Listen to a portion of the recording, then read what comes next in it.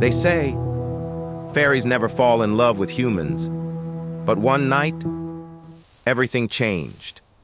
In a small village surrounded by endless green fields, there lived a poor farmer named Arif. He had nothing, no family, no friends, only his crops and his silence. Every night after a long day of work, he would sit under an old tree and stare at the sky. Sometimes he would whisper to himself, "Why am I so alone?" One night, something strange happened. A soft, glowing light appeared in the middle of the field. Arif stood up slowly, his heart pounding. The light grew brighter and brighter, until suddenly a girl appeared. But she wasn't human. She had glowing wings, eyes that shined like the moon, and a voice as soft as the wind. "Don't be afraid," she said gently. Arif stepped back, shocked. "Who are you?" she smiled. "My name is Lyra. I'm a fairy." At first Arif was terrified, but slowly he began to talk to her. And then something unexpected happened. She came back the next night, and the night after that, and the night after that. They talked for hours, about life, about dreams, about loneliness. For the first time in his life, Arif felt like he wasn't alone anymore. Someone understood him. Someone cared. But one night, Lyra seemed different. Her eyes were filled with sadness. "Arif, I shouldn't be here," she said softly. "Why?" he asked. "Our worlds are not meant to mix," she replied. "If the fairy kingdom finds out, I will disappear forever." Arif's heart sank. "I don't want to lose you." Lyra looked into his eyes.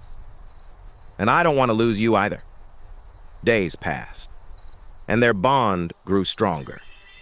They sat under the stars, holding hands, feeling something neither of them could explain. It wasn't just friendship anymore. It was something deeper, something dangerous. It was love. But that love was forbidden. One night, the sky suddenly turned dark. The wind grew stronger. The ground trembled beneath them. And then, a powerful voice echoed through the sky. "Lyra, return now." The fairy kingdom had found her. The light around her began to fade. Her body started to tremble. "Arif, I don't have much time," she whispered. "No!" Arif shouted. "You can't leave me. I won't let you go." Tears filled Lyra's eyes. "If I stay, I will cease to exist. And if I leave, you will forget me." Arif froze. "Forget you?" he whispered. She nodded slowly. "You won't remember me, not even a single moment." The light grew brighter. The wind became stronger. Time was running out. Lyra stepped closer and gently touched his face. "Promise me something," she said softly. "Keep looking at the sky. Because I'll be there."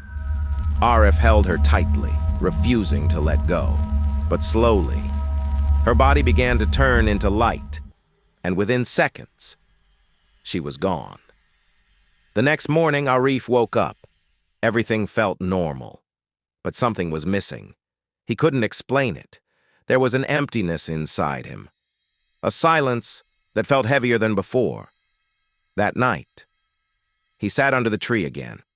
He looked up at the sky, just like always, and suddenly, a tear rolled down his face.